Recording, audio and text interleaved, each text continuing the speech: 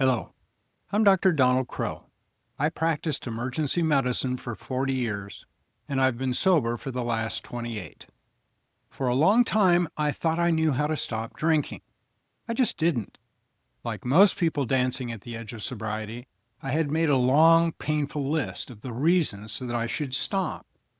That list was full of things that I would lose, and a series of what-ifs.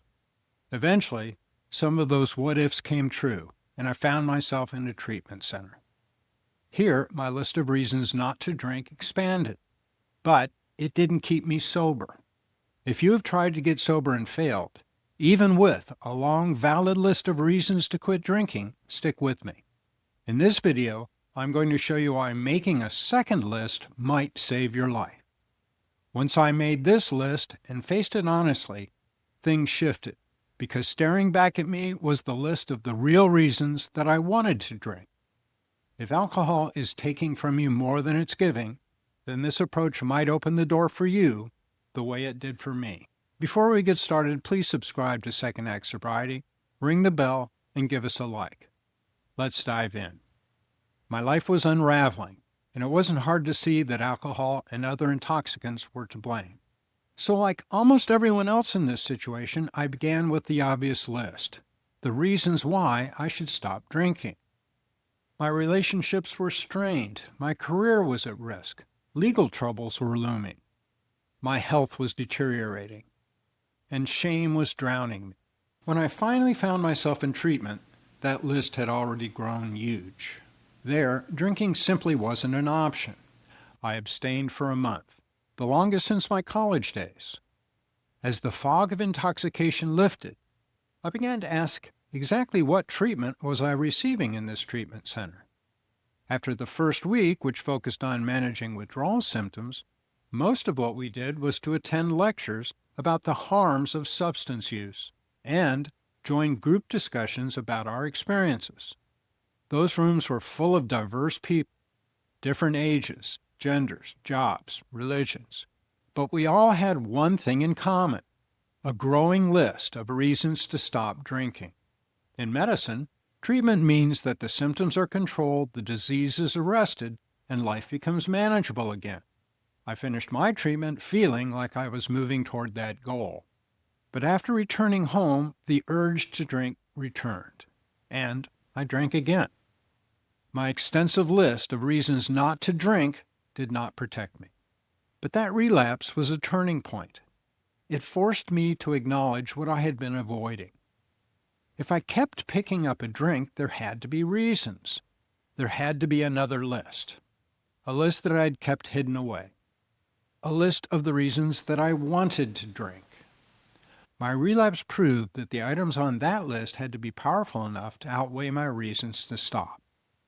I hadn't admitted the existence of this list to myself, much less anyone else. But I sensed that if I continued to believe that I had good reasons to drink secretly beckoning me, I would continue to give in. So it was time to face it head on, and I began by writing it down, the second list. If I was going to stop, I needed to understand the reasons why I started. I started by looking at why I had taken those first drinks decades ago. The answers were predictable: curiosity, fitting in, wanting to look grown up, peer pressure. Those reasons had long since lost their relevance. I wasn't drinking in my 40s to be cool. The relevant question now was why I kept drinking as an adult. When I allowed myself to honestly look, there were many reasons, some basic, some nuanced. The first and biggest reason was simple. Alcohol changed how I felt, and I liked that change. Otherwise, I wouldn't have repeated it. Alcohol works by suppressing the brain's inhibitory system. It blunts the brakes. It lessens awareness of stress. I mistook this as relaxation. It lowers the barriers that normally keep our behavior in check. I mistook this as confidence. I saw this pattern in my patients too. Another powerful factor that made me want to drink was my memory. My brain had linked alcohol to fun, celebration, and connection. That wiring made it hard to imagine joy without it. When you repeatedly pair a substance with good times, the neural pathways strengthen. It becomes incredibly easy to mistake association with causation. Even after decades of sobriety, I still sometimes feel the pull of those old memories. But I've learned to remind myself that many of those events might have been even better without alcohol. That what I really miss is the connection, not the chemical. Next on the list is what I consider a very practical reason. For decades, I had difficulty falling asleep as long as my mind continued to race at the end of the day. The depressant effects of alcohol were a reliable sedative. I became dependent on it as a gateway to finish my day. But sedation is not sleep. It's a chemical blackout. I didn't awaken restored. Another more subtle reason was habit. Like everyone, I follow routines. I put my life on autopilot to make it easier, but my routines frequently involved alcohol. For instance, after working a night shift, I would come home, collapse in my chair to chill out, and usually found a glass of wine in my hand soon thereafter. The cue was coming home tired. No conscious decision, just a groove worn deep by repetition. Like all habits, it persisted even when harmful. I also had to admit that I drank because I didn't want to be an outlier. In our culture, drinking is normal. Not drinking can feel like standing alone. Only later did I understand how much of that normal was manufactured by advertising. Decades of images showing glamorous people with drinks, never showing the real consequences. And finally, I had to confront perhaps the most powerful reason that I wanted to drink. Alcohol gave me a sense of control. In any situation, picking up a drink offered a quick way to shift my internal state. It felt reliable. Alcohol offers the illusion that we can control our feelings and give ourselves a fast but temporary fix. It's a maladaptive coping mechanism, but it feels like it works in the moment. While I was drinking, I couldn't see any of this clearly. I never thought about why I was drinking while I was stuck in that loop. But to actually change, I had to have that second list, my reasons to drink, so that I could dissect each item. These reasons could be temporarily resisted, but I learned that sustained sobriety doesn't come from resisting the urge to drink. It comes from dismantling the reasons for the urge. And here's how I began dismantling mine. For that compelling urge to change how I felt, especially when every part of me screamed that I couldn't tolerate these current feelings, I found positive ways to distract myself. Running helped. It gave me time alone with my thoughts without letting them control me. I also made a point of connecting with others in early recovery, practicing honesty about my struggles.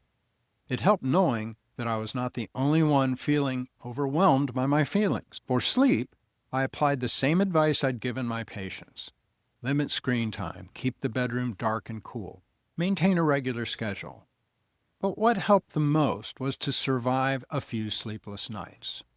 This helped me develop the trust that my body would repair itself. And it did.